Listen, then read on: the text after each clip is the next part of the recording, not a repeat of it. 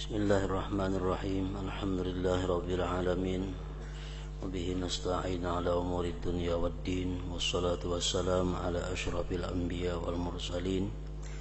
Sayyidina Maulana Muhammadin wa ala alihi wa ashabihi ajma'in. Qala al-musannif rahimahullah nafa'ana bi ulumih. Yang ke-11, adab-adab, aturan-aturan mengerjakan sembahyang.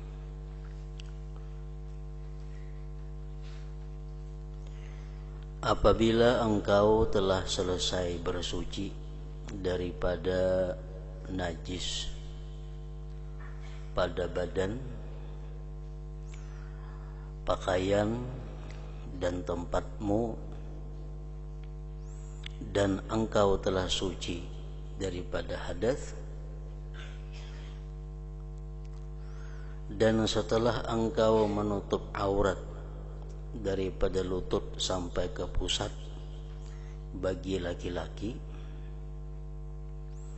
dan seluruh badan kecuali muka dan tapak tangan bagi perempuan, sudah selesai tuntung semuaan, maka hendaklah engkau menghadap kiblat.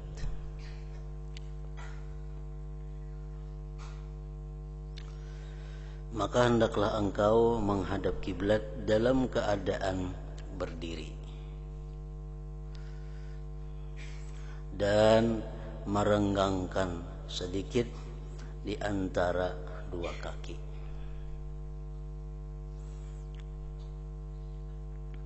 Dan merenggangkan sedikit di antara dua kaki. Jadi paling renggang kira-kira sakilan. Jarak antara batis kanan dan batis kiri itu paling renggang sakilan atau kurang pada sakilan. Jangan sampai antara dua batis itu tagatuk, kerapatan ngarannya.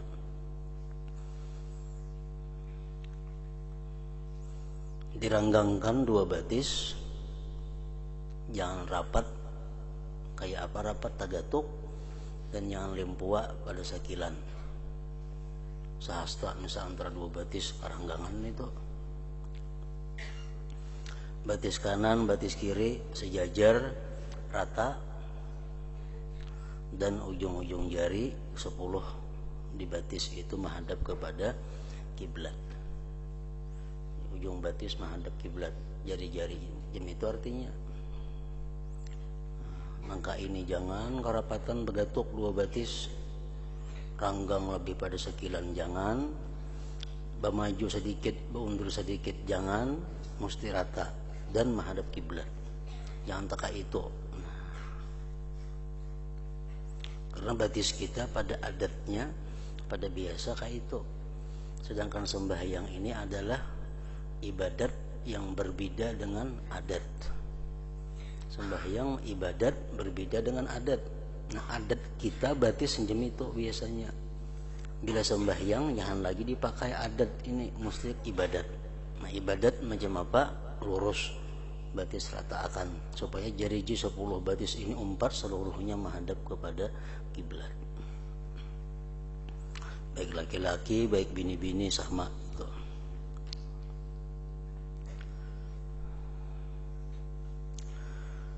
Dan berdirilah dengan tegak.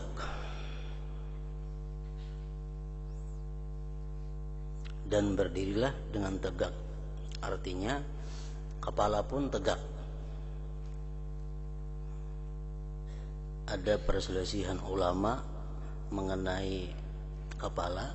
Ada yang mengatakan tegak, mata melihat di tempat sujud. Tapi cagat juga.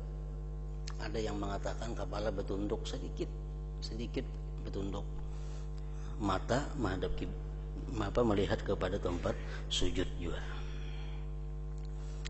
Jadi di situ ada khilaf ulama. Kemudian baca olehmu surat Qul a'udzu birabbin nas sampai akhirnya. Engkau baca surat tersebut Qul a'udzu birabbin nas tadi dengan niat untuk membintingi dirimu daripada godaan syaitan yang terkutuk. Kemudian hadirkan hatimu dan kosongkan jiwamu daripada sebarang was-was. Dan hendaklah engkau pikirkan bahwa engkau sedang berdiri di hadapan Tuhanmu. Dan engkau bermunajat dengan Dia.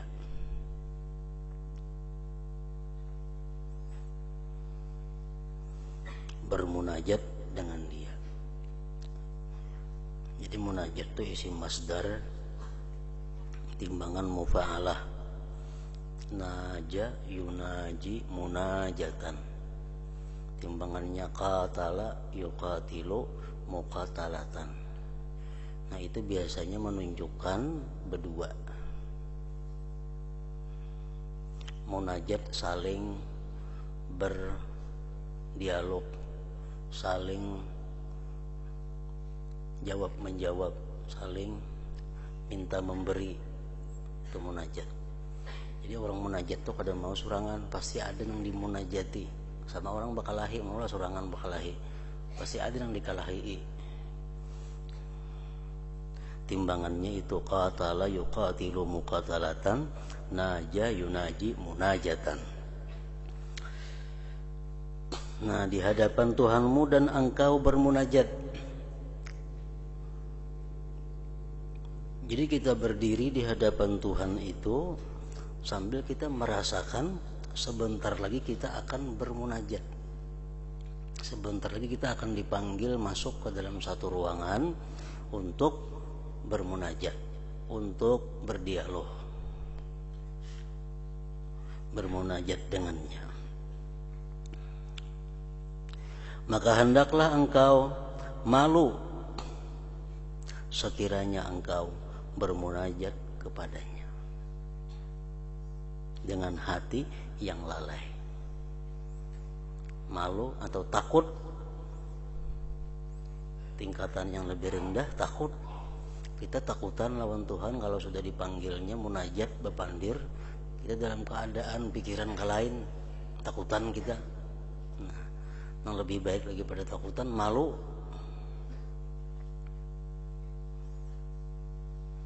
Jadi kita munajat itu mesti merasakan apa-apa yang dijawab oleh Allah terhadap yang kita baca. Kita membaca Alhamdulillahirabbil alamin, itu Tuhan menyahut kepada kita, ya Tuhan, hambaku telah memuji aku. Alhamdulillahirabbil alamin, itu Tuhan menyahuti kita, ikam ya Tuhan sudah memuji kepadaku. Ar-Rahmanir-Rahim, nah kita memuji pulang yang kedua untukku. Maliki yaumiddin, Tuhan kan memuji lagi kepada aku yang ketiga. Iyyaka na'budu wa iyyaka nasta'in. Nah ini ya Tuhan perpisahan antara pujian engkau lawan apa yang kita hendak minta. Kita minta ihdinas siratal mustaqim, berikan aku petunjuk kepada jalan yang lurus. Tuhan menyahut apa? Ku beri apa yang kamu minta itu gitu Tuhan. Nah itu ngarannya munajat.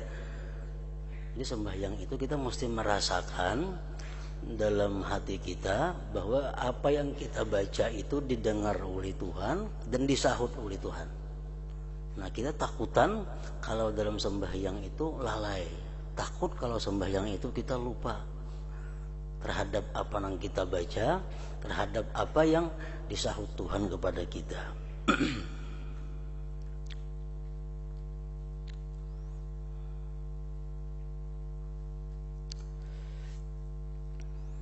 Dan dengan dada yang penuh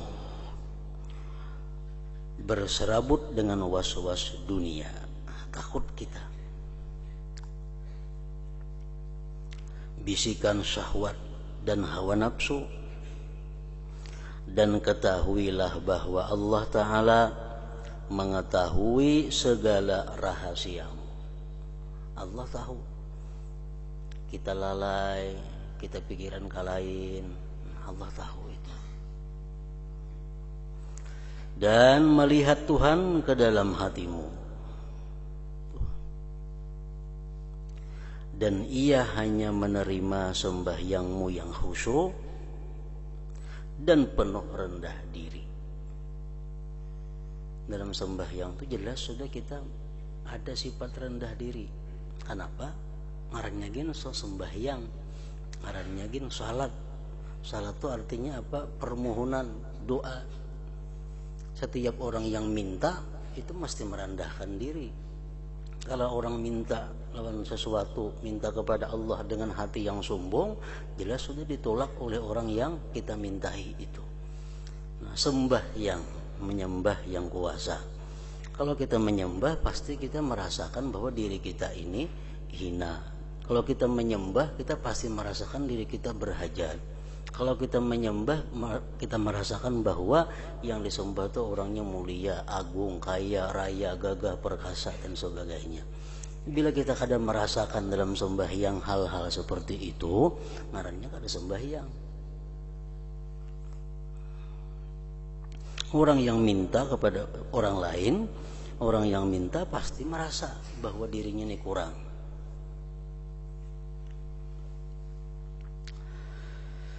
Dan ia hanya Allah menerima sembahyangmu yang khusyuk dan penuh rendah diri, tawadhu.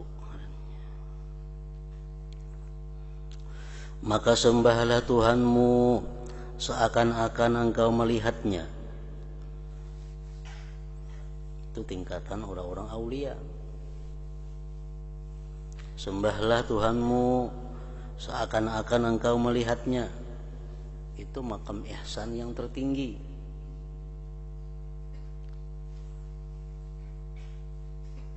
Melihat Allah itu adalah puncak segala kenikmatan. Melihat Allah puncak segala kebahagiaan. Di dalam surga, kayak apapun orang surga itu asiknya bermain-main, kayak apapun asiknya orang surga itu bersenda gurau, bagaimanapun orang surga lezatnya makan hidangan surga. Tapi begitu ada pengumuman bahwa Allah bertajalli, siapa hendak bertemu Allah, semuaan meninggalkan kesibukannya. Kenapa? Karena kelezatan yang paling lezat itu adalah memandang zat Allah. Nah, kalau sembahyang kita macam itu lezat, yang hanya bisa sembahyang itu lezat adalah orang-orang tingkatan yang sangat mencintai Allah. Nah, itu tujuan akhir daripada sifat ihsan. Maka sembahlah Tuhanmu seakan-akan engkau melihatnya. Jadi sembahyang itu nikmat, sembahyang itu paling nyaman. Makanya jar Nabi, wa ju'ilat qurratu aini bis shalah. Wa ju'ilat qurratu aini bis shalah. Ujar Nabi, paling menyenangkan hatiku adalah sembahyang. Aku jar Nabi suka harum-haruman, suka perempuan, suka yang nikmat-nikmat, tapi yang paling menyenangkan hatiku adalah sembahyang. Nah, karena dengan sembahyang itu beliau sama dengan melihat Allah, bertemu dengan Allah. Nah, maka sembahlah Tuhanmu seakan-akan engkau melihatnya. Kalau kada bisa kita ke situ, kada bisa menempati ini. Nah, dan jika engkau belum mampu berbuat demikian, kalau kita sembahyang itu belum bisa mendapat kenikmatan seolah-olah melihat Allah, kada kawa macam itu, maka tanamkanlah di dalam hatimu bahwa sebenarnya Tuhanmu melihat segala perbuatanmu. Namun kada kawa, di situ kita duduk. Kalau yang pertama tadi orang sembahyang nikmat, yang pertama tadi orang sembahyang senang, yang kedua ini sembahyangnya lapah. Kenapa? Karena diawasi. Sembahyanglah kamu seolah-olah kamu melihat Allah. Itu sembahyang dengan nikmat, dengan kelezatan. Kalau kita kada kawa macam itu, sembahyanglah kamu seolah-olah kamu itu diawasi oleh Allah Subhanahu wa ta'ala. Sembahyanglah kamu dalam keadaan merasakan bahwa kita ini dipantau, diawasi oleh Allah. Lalu sembahyang lapah jadinya. Orang diawasi pasti lapah. Mengapa? Karena bila diawasi orang kita kada nyaman. Nah, kenapa kada nyaman? Karena selalu berhati-hati. Kalau tak salah mengangkat takbir, tak salah cara berdiri, tak salah cara mengangkat tangan, tak salah cara bersujud, tak salah cara ruku. Lalu hati-hati semuaan, lapah jadinya. Nah, jadi kalau kada kawa tingkatan yang pertama, nang ini diambil. Dan kada kawa kita langsung kepada sembahyang itu lezat, kepada sembahyang itu nikmat sebelum kita merasakan dahulu sembahyang ini diawasi oleh Allah. Ini tingkatan-tingkatannya macam itu. Dan jikalau engkau belum mampu berbuat demikian seperti yang pertama tadi, maka tanamkanlah di dalam hatimu bahwa sebenarnya Tuhanmu melihat segala perbuatanmu.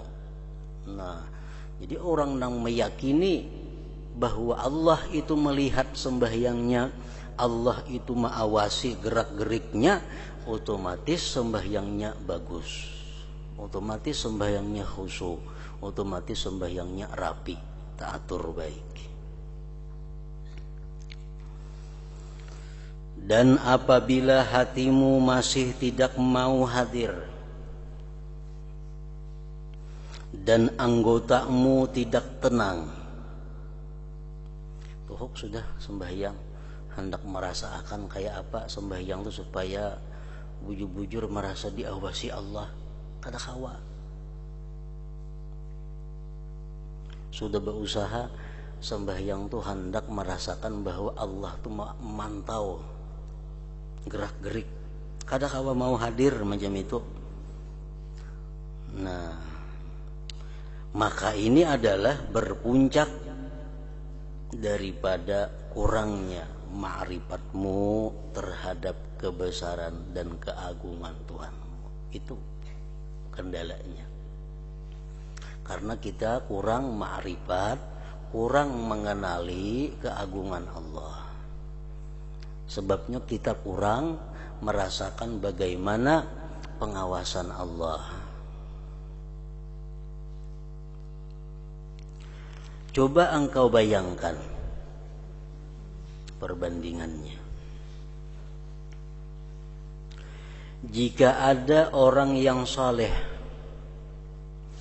jika ada orang yang saleh daripada keluargamu atau tetanggamu atau gurumu yang sedang memperhatikan dan meneliti sembahyangmu, coba kita bayangkan, mau kita ini sembahyang di hadapan orang yang takwa, kita sembahyang di hadapan orang yang saleh di antara lingkungan kita. Pasti ketika itu engkau akan mendapati hatimu menjadi khusyuk kepadanya, kepada orang saleh tadi. Bayangkan kalau kita sembahyang di hadapan guru kita, pasti hati kita khusyuk lawan guru kita yang mengawasi itu. Pasti. Ketika itu engkau akan mendapati hatimu menjadi khusyuk kepadanya dan segala anggotamu menjadi tenang di hadapannya. Gatal-gatal saja kada bani manggaru karena sembahyang di hadapan guru, karena sembahyang di hadapan orang yang saleh. Saling gatalan itu kada bani manggaru. Kenapa? Karena merasa sidin mengawasi sembahyang kita. Kita merasakan bahwa sidin memantau, melihati sembahyang kita. Otomatis anggota badan pun khusyuk.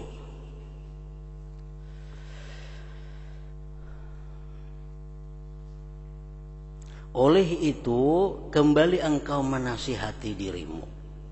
Sesudah itu baru kita nasihati diri kita. Dan katakan padanya, pada diri kita, wahai nafsuku, tidakkah engkau merasa malu kepada Allah Tuhanmu yang menciptakanmu? Betapa engkau boleh malu di hadapan manusia yang lemah, dan ia adalah salah satu daripada hamba Tuhanmu. Kenapa ikam malu sembahyang kada serius? Kenapa ikam malu sembahyang kada bujur-bujur di hadapan orang saleh? Padahal orang saleh itu hamba seperti kamu. Padahal dia adalah hamba Allah. Apabila manusia itu meneliti, mengawasi sembahyangmu, engkau boleh khusyuk, engkau bisa khusyuk, dan anggotamu menjadi tenang, dan sembahyangmu menjadi elok di hadapannya si manusia tadi. Sedangkan ia hamba tadi tidak memiliki apa-apa dan tidak dapat memberi sebarang kemudaratan atau kemanfaatan kepadamu. Kemudian betapa engkau tidak malu kepada Allah Tuhanmu yang mengetahui segala rahasiamu. Dan betapa engkau tidak merasa takut kepada kebesarannya. Apakah Allah Ta'ala itu lebih hina pada pandanganmu, lebih inting pada pandanganmu daripada salah seorang hambanya? Nah, kita arahkan pertanyaan itu kepada diri kita. Nikam di hadapan orang saleh baiknya sembahyang, khusyuknya sembahyang, rapinya sembahyang. Tapi di hadapan Allah ikam macam ini sembahyang. Apakah ikam anggap Allah itu lebih hina daripada orang yang saleh?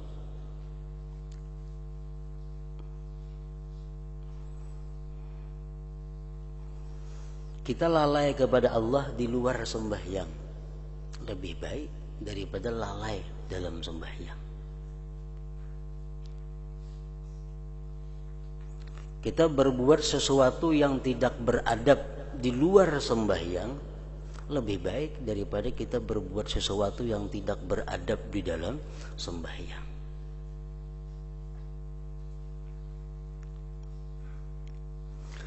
Maka alangkah besarnya kezalimanmu. Zalim bana kita ngarannya, lebih menghormati hamba daripada menghormati Allah. Alangkah zalimnya kita. Dan alangkah bersangatannya jahilmu. Dan alangkah besarnya permusuhanmu terhadap dirimu sendiri. Jahat bana kita macam itu.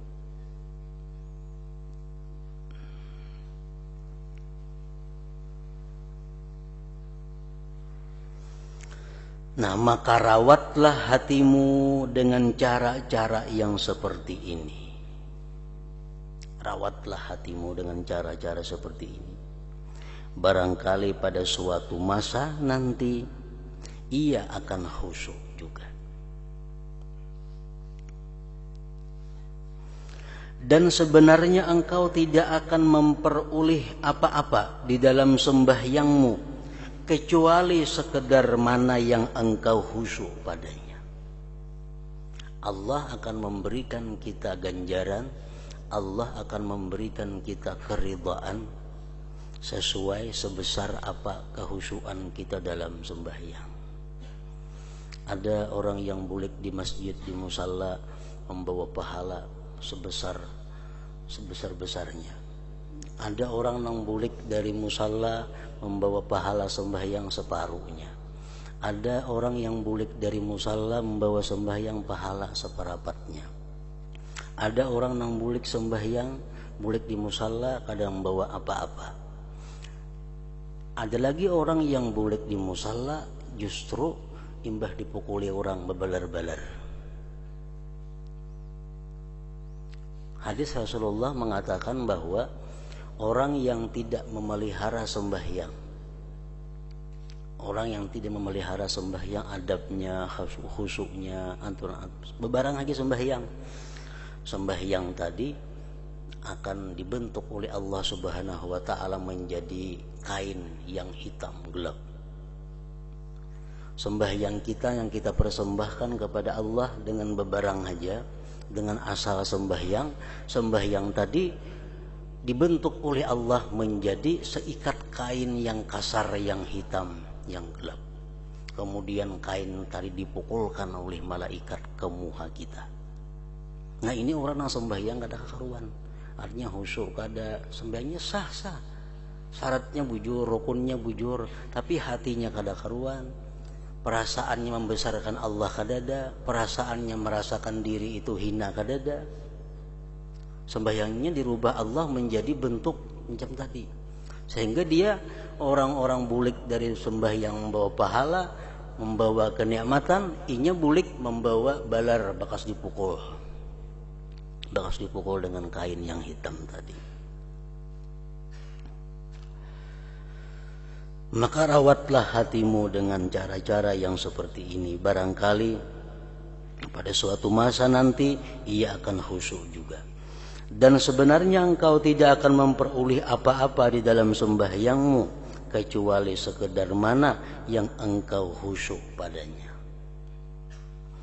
Adapun sembahyang yang dikerjakan dalam keadaan lalai dan lupa, maka sebenarnya sembahyang itu sendiri masih perlu kepada istighfar dan kafarat bagi menyempurnakannya. Rasulullah Shallallahu Alaihi Wasallam mengajarkan kepada kita bahwa beliau sesudah Assalamualaikum warahmatullah, Assalamualaikum warahmatullah, kalimat yang pertama sidin baca Astaghfirullah. Astaghfirullah 3 kali. Ada riwayat lain lagi bertambah Astaghfirullah alladzi la ilaha illa huwal hayyul qayyum wa atubu ilaihi 3 kali. Nah, kenapa Nabi imbas sembahyang beristighfar? Apakah sembahyang sidin salah? Apakah sembahyang sidin kurang khusyuk? Kada. Sidin mengajarkan kepada kita bahwa setiap sesudah sembahyang itu baiknya kita minta ampun kepada Allah. Nah, kalau di dalam munajat tadi, kalau dalam perbincangan kita kepada Allah tadi ada hal-hal yang tidak disukai oleh Allah Subhanahu wa taala. Macam kita juga hilang lawan orang-orang besar. Kita berhilang ziarah kepada orang-orang yang mulia. Nah, sudah berpandir kita lawan sidin, sudah disuruh banyu, sudah apa. Nah, kita hendak bulik. Nah, kami hendak bulikan. Nah, jadi mohon maaf kalau ganggu pian, minta ampun kalau salah kata lawan pian, salah kelakuan lawan pian, jadi mohon dimaafi. Nah, hanya bulik ya macam itu artinya. Dalam sembahyang kita ada berbuat hal-hal yang kada disukai Allah. Dalam sembahyang ada berbuat hati yang dibenci oleh Allah. Nah, jadi begitu Assalamualaikum warahmatullah 2 kali. Astaghfirullah alladzi la ilaha illa huwal hayyul qayyum wa atubu ilaihi. Kada ba'azim kada. Astaghfirullah aja. Kalau azim kada. Astaghfirullah alladzi la ilaha illa huwal hayyul qayyum wa atubu ilaihi. Astaghfirullah alladzi la 3 kali. Nah, bila mana kita demikian itu sedikit banyaknya akan mengurangi, menambali apa-apa nang kurang, mengurangi marahnya Allah terhadap kekurangan sembahyang tadi, bisa menambali nang kurangnya itu dengan istighfar sesudah sembahyang. Jadi istighfarnya 3 kali. Istighfar 3 kali itu mungkin orang-orang yang sedikit lalainya dalam sembahyang. Amun yang kebanyakan lalainya lebih maka pada 3 kali. Nah, ada sedikit-sedikit dalam sembahyang terlintas urusan dunia, urusan macam-macam, lalu imbas sembahyang 3 kali. Amun yang bilang pol kada khusyuk sembahyangnya itu 1000 kali maka imbas sembahyang astagfirullah itu.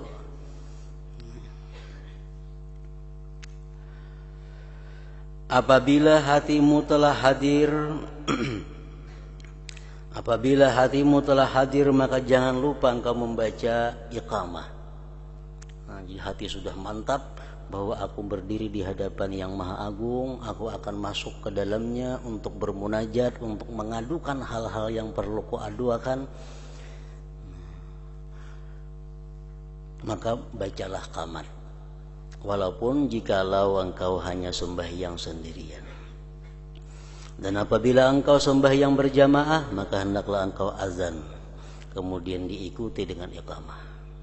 Lalu berniatlah dan kata olehmu di dalam hatimu, usalli fardal zuhri lillahi ta'ala. Tenang wajibnya tuh, usalli fardal zuhri. Ditambahi usalli fardal zuhri 4 raka'atin. Makmuman atau imaman adaan lillahi mustaqbilal kiblati, adaan lillahi ta'ala. Itu sunat. Nang wajibnya usalli fardhu zuhri itu wajib menurut ulama fikih hingga di situ. Menurut ulama tasawuf sebuting lagi tambahi lillahi ta'ala nya itu wajib juga. Artinya sahaja aku menunaikan fardhu zuhur karena Allah. Dan hendaklah niat ini hadir di hatimu ketika engkau takbir. Dan jangan sampai niat itu hilang sebelum engkau selesai daripada lafaz takbir. Dan angkatlah kedua tanganmu ketika takbir itu. Dan angkatlah kedua tanganmu ketika takbir itu. Sehingga sampai membetuli kedua bahumu, sedangkan tanganmu itu terbuka dan jari-jarinya terhurai.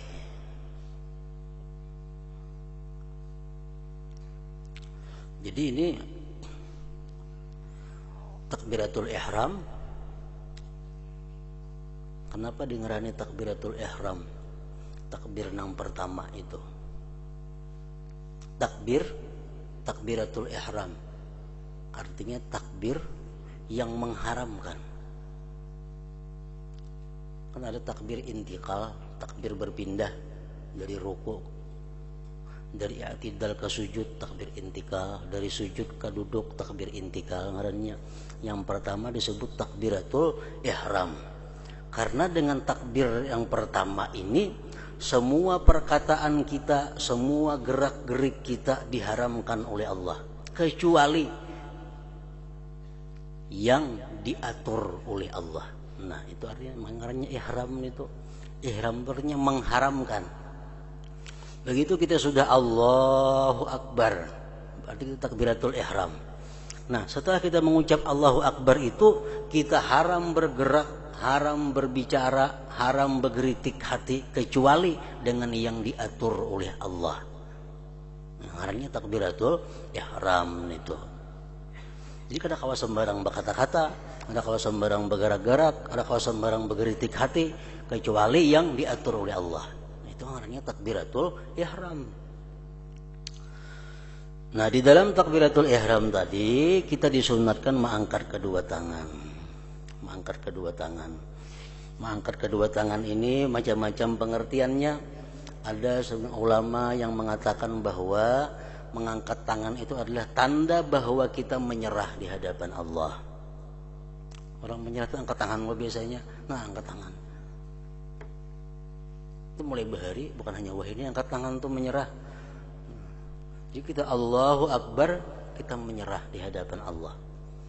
Ada lagi yang mengatakan bahwa artinya mengangkat tangan itu adalah kita menyisihkan hal-hal yang mengganggu kita di hadapan Allah.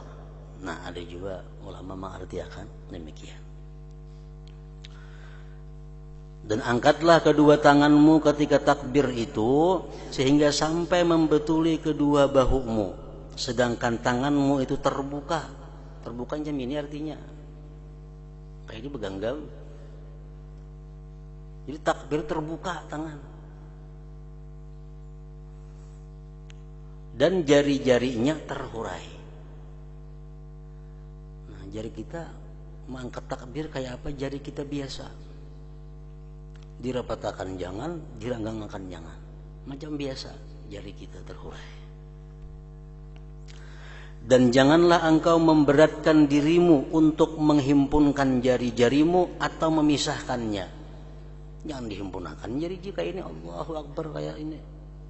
Jangan juga kayak itu. Nah, biarlah terhurai.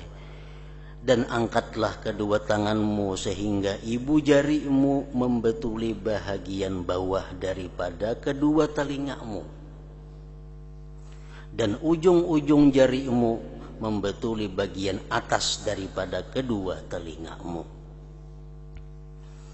Dan engkau betulkan kedua tapak tanganmu dengan kedua bahumu. Jadi mengangkat ini sejajar bahu, jangan limpua pada bahu, ke bawah jangan pada bahu. Nah, kayak apa mandak telapak tangan ini sejajar lawan bahu? Yang dimaksud sejajar lawan bahu tuh,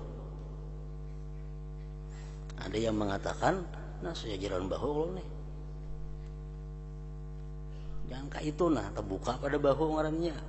Jadi kayak ini sejajar lawan bahu, dan tingginya mengangkat tangan ini supaya ujung jari paling tinggi membetuli ini, ibu jari membetuli telinga bawah ini. Sama bini-bini laki-laki yang jam itu.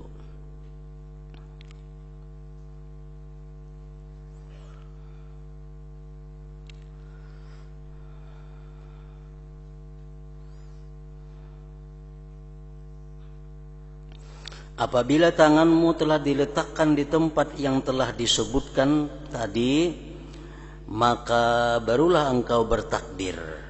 Nah, barulah engkau bertakbir. Kemudian lalu engkau turunkan kedua tanganmu dengan perlahan-lahan, dan jangan engkau tekan kedua tanganmu ketika engkau mengangkat. Menekan tangan mengangkat bekajut, wah, misalnya, jangan enggak itu. Dan menurunkan pun jangan, nah turunnya jangan juga. Dan jangan pula engkau tekan kedua tanganmu ke belakang, limpua ke langit nininya, maulah itu. Dan jangan pula engkau tolakkan ke sebelah kanan, kayak itu, atau ke sebelah kiri kayak ini. Dan apabila engkau telah turunkan kedua tanganmu ke bawah, maka hendaklah engkau mengangkatnya semula untuk meletakkannya ke bawah dadamu dengan sedikit berat ke sebelah kiri. Jadi ada 5 cara oleh para ulama-ulama disimpulkan kayak apa cara mengangkat tangan itu. Nah, jadi kita jangan lepas pada 5 macam itu cara mengangkat tangan. Cara bertakbiratul ihram tadi. Ada pendapat ulama yang ini dikuatkan, dimu'tamadkan oleh Imam Ghazali. Jadi mengangkat tangan itu kita kada usah bertakbir dahulu. Angkat tangan, rata akan sejajar dengan ini tadi. Nah, sudah sejajar dengan ini tangan pas sudah, hanya Allahu Akbar. Jadi mengangkatnya ini kada usah bertakbir. Sudah asap pas di sini, asap pas andaknya ini, hanya Allahu Akbar. Nah, kayak itu. Ada lagi pendapat yang kedua, kawah jadi ikuti juga, jangan keluar pada 5 macam ini. Nah, yang kedua, nya mengangkat tangan, kada bertakbir, angkat tangan. Nah, sampai di sini gana tangannya, Allahu Akbar. Turunnya beranai. Akur juga jam itu. Jadi turun naik kada bertakbir. Nang bertakbir pas tangan di atas. Begitu sampai ke sini pas sudah Allahu Akbar. Nah, turunnya kayak itu. Turun naik kada berbunyi, di atas saja. Angka itu boleh juga.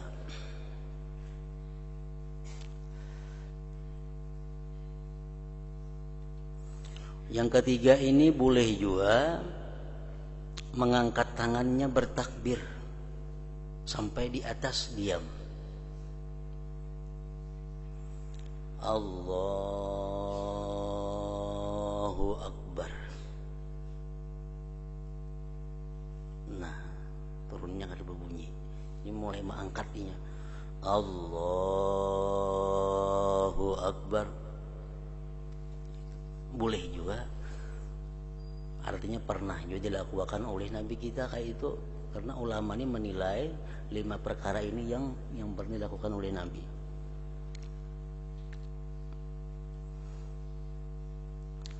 Yang keempat,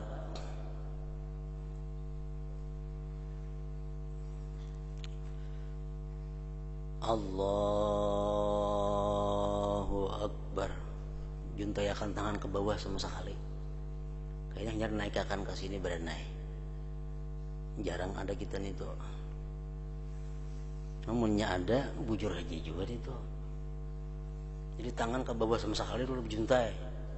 Ini panjang takbirnya. Nama bina waswis cucuk nih. Allahu Akbar. Juntai ke bawah, hanya angkat ke sini. Nah, enggak empat.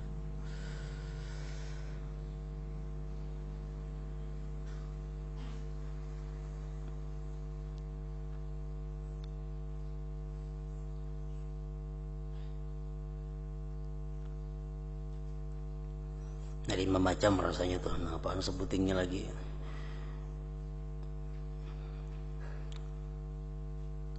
Nah, jadi jangan keluar pada itu.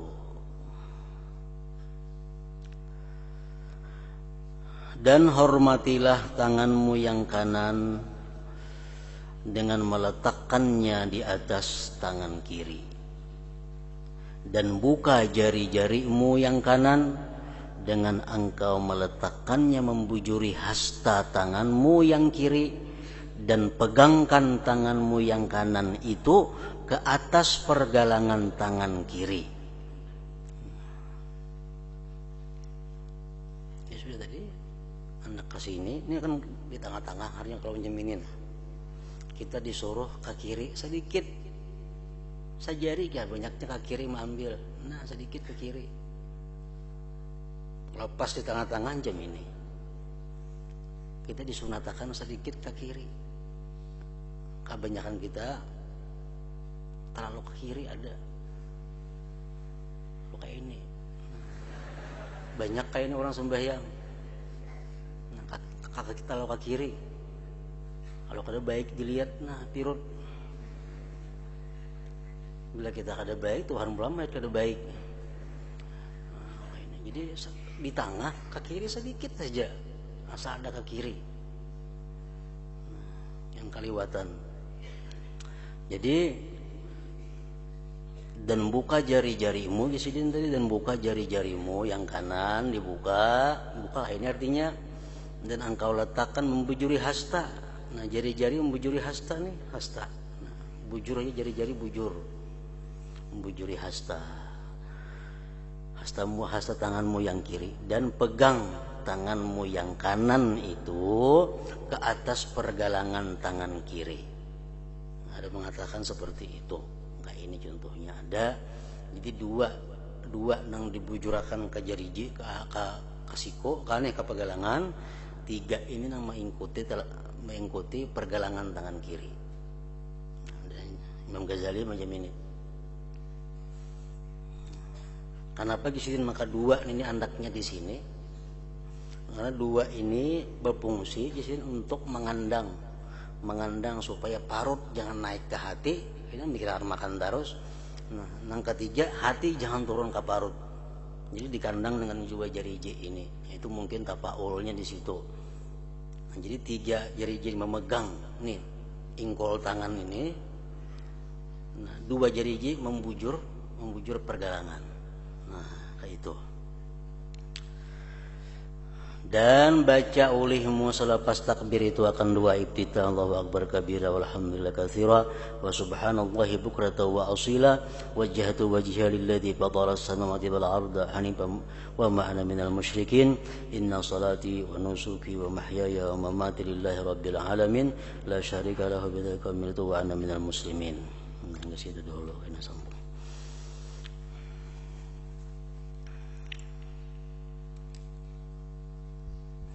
حضرة النبي صلى الله عليه وسلم الفاتحة.